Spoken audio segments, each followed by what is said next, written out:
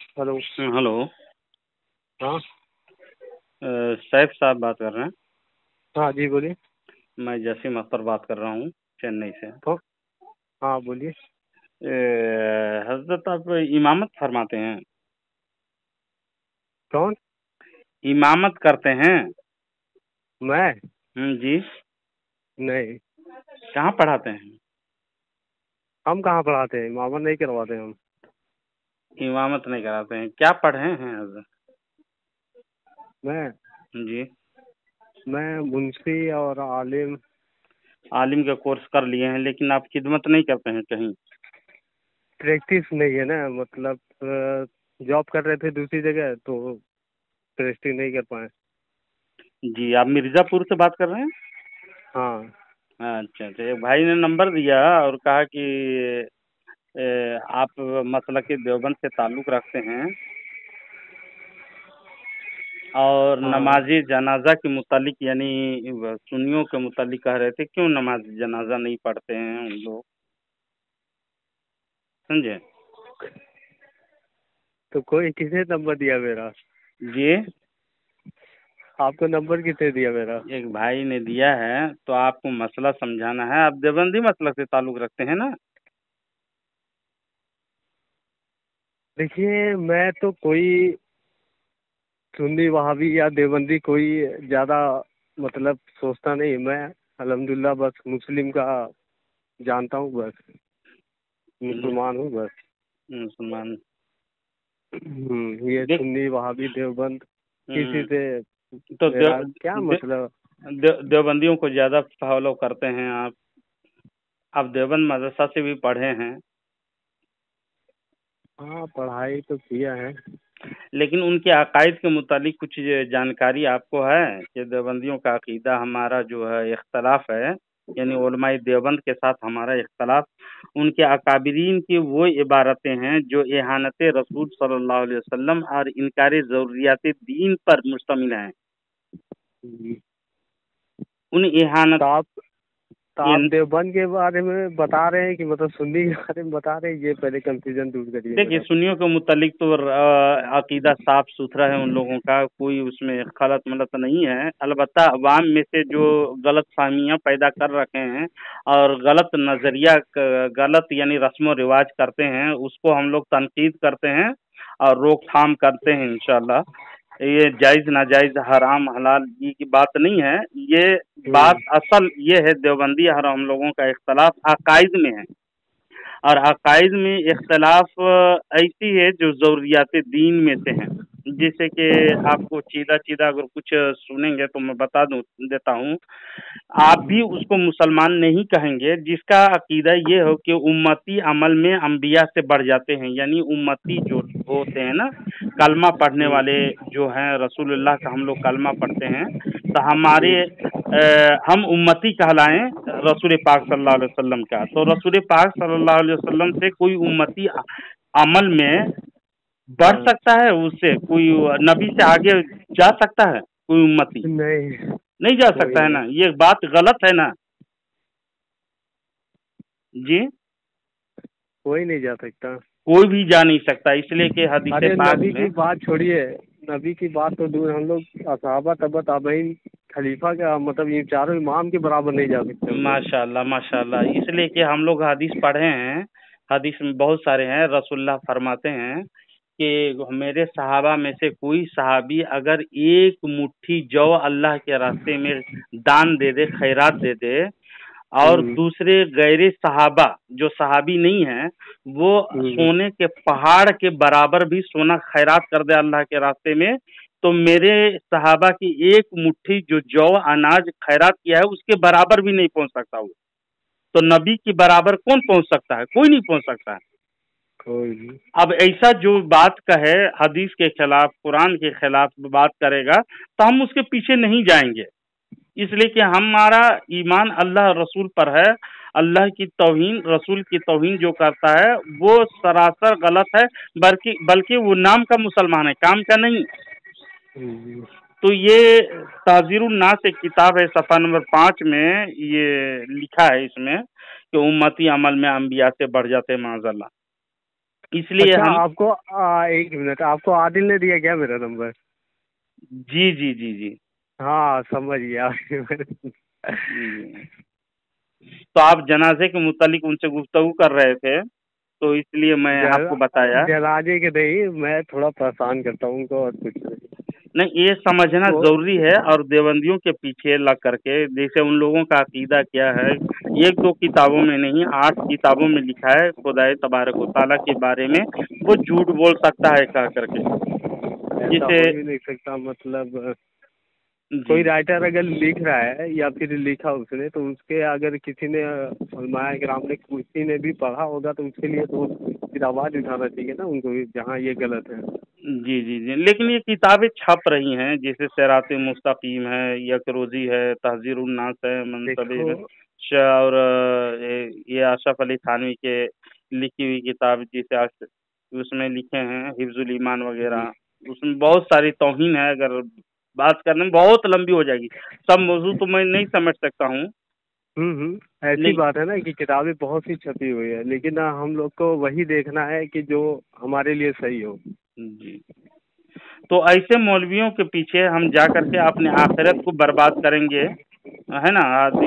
حدیث اور قرآن میں ہمیں تو بہت ساری ایسی چیز مواد ملتی ہے جیسے اچھا کہ یہ بتائیے، جی میں ایک کوشچن میں آپ سے کر رہا ہوں، یہ بتائیے کہ جو یہ اختلاف ہے یہ کیوں ہے؟ مطلب حدیث ایک ہی ہے، قرآن ایک ہی ہے، تب اتنا اختلاف، مطلب ہر کیسے اتنا؟ مطلب اختلاف وہابی کا الگ ہو گیا، اہل حدیث کا الگ ہو گیا، سنی کا الگ بتا رہے، جی دیوبند کا الگ ہے، غیر مخلص کا الگ ہے، مطلب اتنا کیوں اختلاف؟ مطلب کتاب ایک ہی، حدیث ایک ہی، پھر بھی اتنا کیوں؟ جی جی جی جی، مواخذہ اس لیے کہ ان لوگوں نے صاف صریح جو قرآن حدیث کے خلاف لکھا اور چھاپا، ہوں اور لوگوں میں پھیلایا اس کو کہ یہی عقیدہ ہونی چاہیے، جسے ایک کتاب ہے قاسم نانوتوی صاحب، جسے انکار عقیدہ یہ ہے، ان کا عقیدہ یہ ہے کہ حضور اکرم صلی اللہ علیہ وسلم کو اس معنی میں خاتم النبیین سمجھنا کہ حضور اکرم صلی اللہ علیہ وسلم سب سے پیچھے نبی ہیں،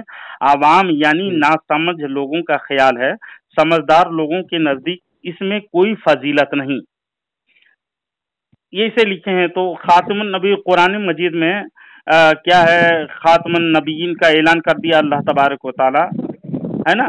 تو وہ ختم نبوت آخری نبی ہیں، معنی کے اعتبار سے بھی، زمانے کے لحاظ سے بھی، لیکن یہ بتا رہے ہیں عوام کے خیال میں تو رسول صلی اللہ علیہ وسلم کا خاتم النبیین ہونا بئی معنی ہے کہ آپ کا زمانہ انبیاء سابق یعنی پہلے زمانے والے نبیوں کے زمانے کے بعد آپ سب سے آخری نبی ہیں، مگر اہل علم پر روشن ہوگا کہ تقدم یا تأخر زمانی میں بذات کچھ فضیلت نہیں، اسی لیے کوئی فضیلت نہیں ان کا، آگے آئیں پیچھے آئیں کوئی فضیلت نہیں، آخری نبی تو گول کر دیا ان کو معنی سمجھ کر کے۔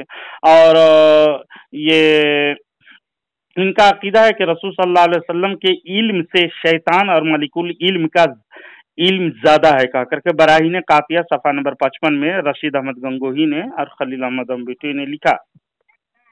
تو بتائیے کہ ہمارے نبی جس کا ہم کلمہ پڑھتے ہیں ان کے بارے میں کیا ہے کہ شیطان اور ملک الموت یعنی اسرائیل علیہ ہاں السلام سمجھ کو، گیا میں۔ یہ وسعت نص سے ثابت ہوئی ہے، یعنی قرآن حدیث سے ثابت ہے، یہ شیطان کے لیے اور ملک الموت کے لیے علم کا یعنی زیادہ علم کا قرآن سے ثابت ہے کہا کہ، اور لکھتے ہیں فخر عالم یعنی حضور صلی اللہ علیہ وسلم کی وسعت علم کی یعنی زیادہ علم کی کون سی نص قطعی ہے، یعنی قرآن کی کون سی آیت ہے جسے تمام نصوص کو رد کر کے یعنی تمام نص یعنی آیتوں کو رد کر کے ایک شرک ثابت کرتا ہے؟ بتائیے، یہ رسول اللہ صلی اللہ علیہ وسلم کے لیے زیادہ علم اگر مانیں گے تو یہ شرک ہے رشید احمد گنگوہی کے نزدیک۔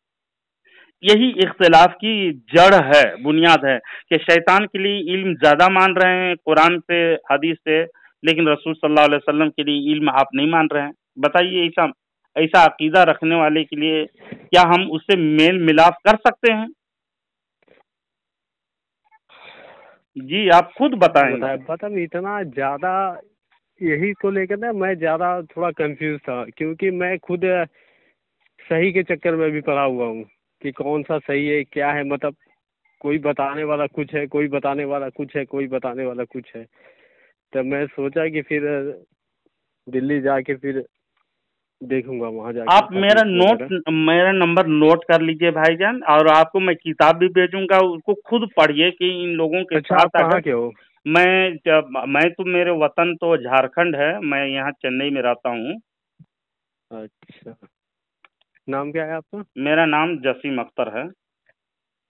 اچھا، مطلب وہاں پہ کیا کرتے ہیں آپ چنئی میں؟ میں یہاں پر ایک ادارہ ہے، وہاں کام کرتا ہوں، پڑھاتا ہوں۔ اچھا، ٹھیک ہے، تو پھر انشاءاللہ شام کو بات کریں گے تھوڑا اطمینان سے، ابھی تو میں فری نہیں ہوں، مطلب ورک پہ ہوں۔ جی، تو 2 منٹ آپ سن لیجئے، کچھ حدیث قرآن کی آیت اور ان لوگوں کے اکابر کی بات بتا دیا، میں عوام کے لیے بھی بتا دیتا ہوں۔ حدیث پاک میں جسے بخاری شریف جلد نمبر اول صفحہ نمبر 1024، حدیث نمبر 3344، اور مسلم شریف میں یہی حدیث موجود ہے، حدیث نمبر 2452 میں، اس امت میں ایک جماعت نکلے گی، ان کی نمازوں کے سامنے تم اپنی نمازوں کو معمولی سمجھو گے، وہ قرآن پڑھیں گے جو ان کے حلقوں سے آگے نہیں جائے گا، وہ دین سے ایسے نکل جائیں گے جیسے تیر شکار سے نکل جاتا ہے۔ یہ فرمان رسول موجود ہے صحیح حدیث میں۔ میں نے یہ حدیث سے پڑھا ہوا ہے، سنا ہوا بھی ہے۔ جی جی جی جی۔ میں سمجھ گیا آپ کیا کہنا چاہ رہے ہیں۔ اور دوسری حدیث سنیے، بخاری شریف میں حدیث نمبر 1870، مسلم شریف میں حدیث نمبر 3327، مشکات المصابیح شریف کی حدیث نمبر 2728 میں موجود ہے کہ رسول پاک صلی اللہ علیہ وسلم نے فرمایا، مدینہ منورہ عید سے یہاں یعنی حرم ہے، بس جس نے اس میں دین کے خلاف کام کیا اور بد مذہب ہو گیا، اس پر اللہ اور فرشتوں کی لعنت ہے۔ اللہ تعالیٰ اس سے یعنی فرض اور نفل کو قبول نہیں کرتا۔ جو بد مذہب ہو گیا، ایسا عقیدہ اللہ رسول کے بارے میں عقیدہ رکھتا ہے، اس کا فرض بھی قبول نہیں ہے، نفل بھی قبول نہیں ہے، سمجھے؟ چاہے وہ لاکھ نماز پڑھے، عبادت کرے، ہم اللہ کو جھوٹا نہیں مان سکتے۔ قرآن نے کہا اللہ تبارک و تعالیٰ سے سچا بڑھ کر کون ہے، اللہ نے اعلان کیا ہے۔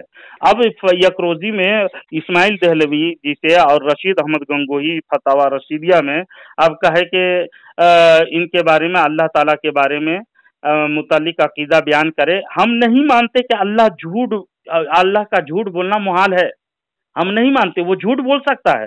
اگر کیوں نہیں مانتے تو دلیل کے طور پر بولتے ہیں، اگر بندہ جھوٹ بولتا ہے تو اللہ تبارک و تعالیٰ کی قدرت میں کمی لازم ہوگی، یعنی ایک بندہ تو جھوٹ بول سکتا ہے، وہ کام کر سکتا ہے، لیکن اللہ نہیں کر سکتا۔ ان لوگ کو یہ نظر نہیں آیا کہ جھوٹ ایک عیب ہے اور اللہ پاک ہے، سب عیبوں سے پاک ہے، سب عیبوں سے پاک ہے۔ جھوٹ سب سے بڑا گناہ ہے، سب سے بڑا گناہ جھوٹ ہے، سمجھے؟ اچھا، ایک کوشچن میں پوچھ رہا ہوں، آپ جواب بعد میں دیجئے، چاہے مطلب شام کو دیجیے گا۔ جی بالکل۔ اچھا، یہ بتائیے، کوئی بھی جیسے میں ہی ہوں، اگزامپل کے طور پہ میں ہی ہوں، ٹھیک ہے، میں نے مزار پہ جانا چھوڑا ہے ابھی، قرآن خوانی میں شریک نہیں ہوتا اور فاتحہ میں شریک نہیں ہوتا، ٹھیک ہے، ابھی شریک نہیں ہو رہا ہوں، مطلب میں نے خود ابھی روک کے رکھا ہے کہ پہلے صحیح مطلب پتہ چلے کہ صحیح کیا ہے۔ جی، تو ایک مسلمان جتنا کہ آپ صلی اللہ علیہ وسلم اور ان کے صحابہ اور پھر تبع تابعین، پھر چاروں امام کے بیچ میں جو چیزیں نہیں ہوئی ہے، کیا وہ اگر آدمی چھوڑ دے تو کیا وہ مسلمان نہیں؟ مطلب یہاں بیان میں کہتے ہیں کہ مطلب کہ فاتحہ ضروری ہے، یا پھر قرآن خوانی ضروری ہے، یا پھر مزار پہ جانا ضروری ہے، یہی کہیں تو نہیں لکھا کہ یہ کرنا ضروری ہی ہے۔ دیکھیے بھائی جان، یہ مزار میں آپ جائیں یا نہ جائیں فرض واجب نہیں ہے، یہ سمجھے؟ فاتحہ کرنا کوئی بھی ہمارے اہل سنت و جماعت کے علماء نے کسی کتاب میں نہیں لکھا ہے کہ یہ ضروریات دین میں سے ہے، کرے تو بہتر ہے، نہیں کرے تو کوئی بات نہیں ہے۔ کوئی نہیں کہتا کہ کوئی اگر فاتحہ نہیں کر رہا ہے اس کے واسطے ہم اس کو کافر سمجھتے ہیں، یا مزار میں نہیں جاتا ہے اس کو ہم اس واسطے کافر سمجھتے ہیں، ویسی بات نہیں ہے۔ یہ جانا مستحب عمل ہے، یہ سب یہ فروعیات عمل ہے، لیکن عقائد کے معاملے میں اللہ رسول کے باتیں دیکھی جائیں گی۔ عقائد ایک الگ چیز ہے، یہ فروعیات ہے۔ اس کے بارے میں تو دیوبندی خود لکھا ہے کہ جیسے منظور نماری صاحب اپنی کتاب میں لکھتے ہیں कि फातिहा, मिलाद, उर्स, जियारत, ये सब फुरूइयात में से हैं, वो खुद बयान किए हैं उसमें। अगर कहिएगा तो मैं हवाले के साथ ही बात कर दूंगा इसकी। देखिए, मैं ये समझता हूँ ना कि जो बेशर्मी की मतलब अभी जो हद हो रही है ना, वो इन्हीं जगह से ज़्यादा हो रही है। मतलब मज़ार पे आप देख लीजिए, कहीं देखे भी होंगे, मैं एग्जांपल क्या दूं, मतलब आपने देखा होगा कि लड़कियां लड़के गए वहाँ पे मिले, बात किए।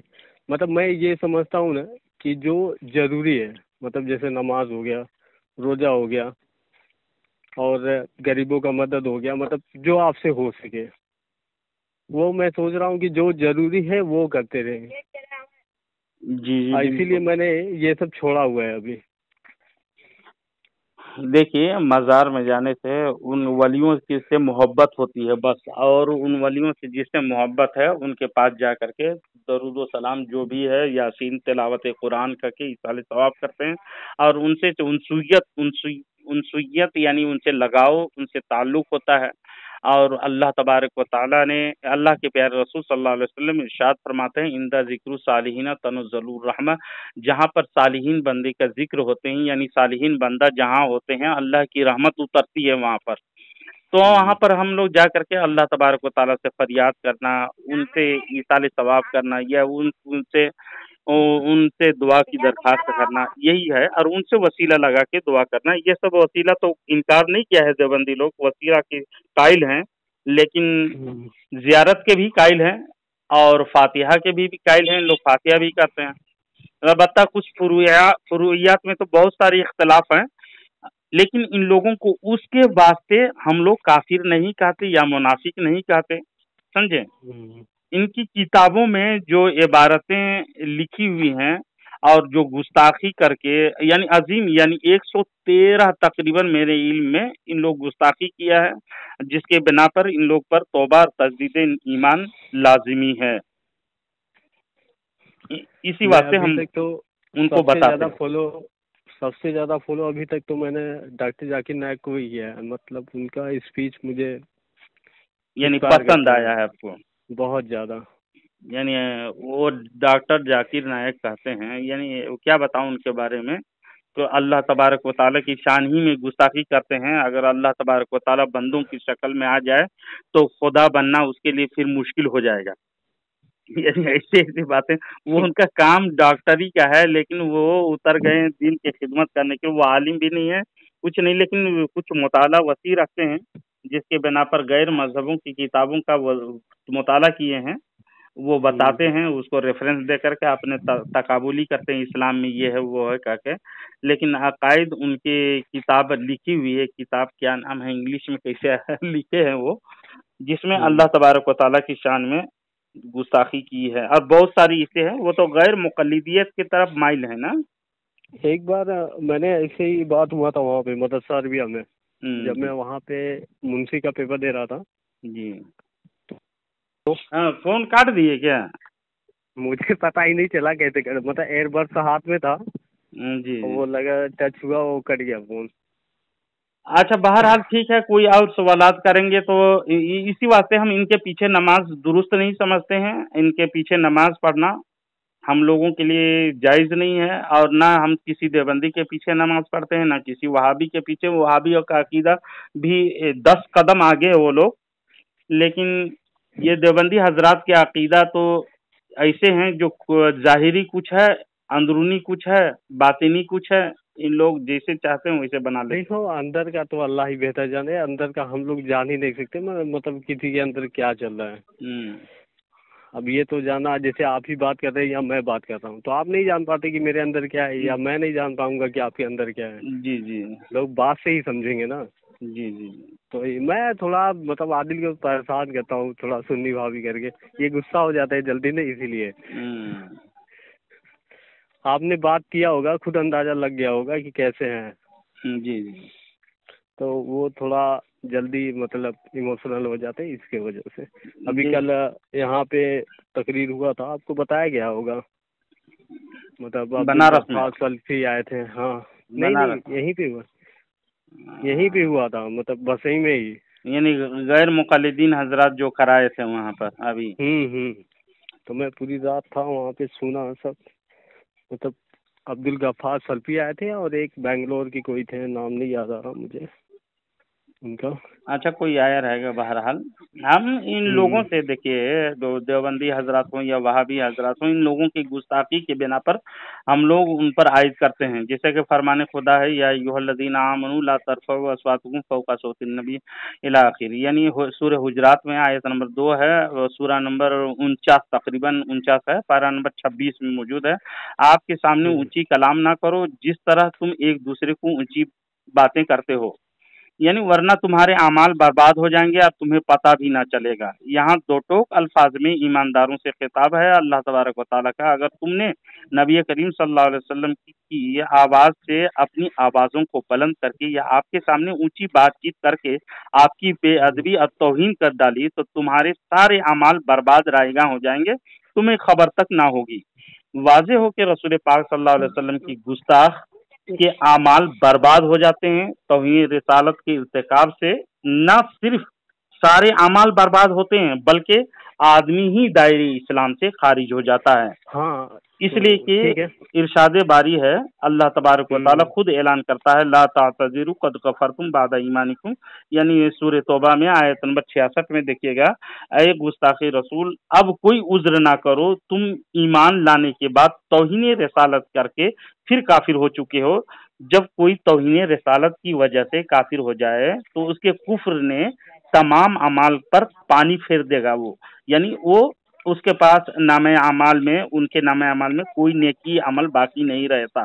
یہی وجہ ہے کہ دور رسالت میں جن لوگوں نے توہین رسالت کا ارتکاب کیا تھا اور ان کے کلمہ گوئی یعنی نماز پڑھ رہے تھے، وہ لوگ تعمیر مسجد بھی کر رہے تھے، جیسے تمام نیک اعمال کا رد کرتے ہوئے انہوں نے مومنین کے ساتھ ساتھ مل کر کے نماز پڑھ رہے تھے، وہ بھی رسول پاک صلی اللہ علیہ وسلم کے پیچھے۔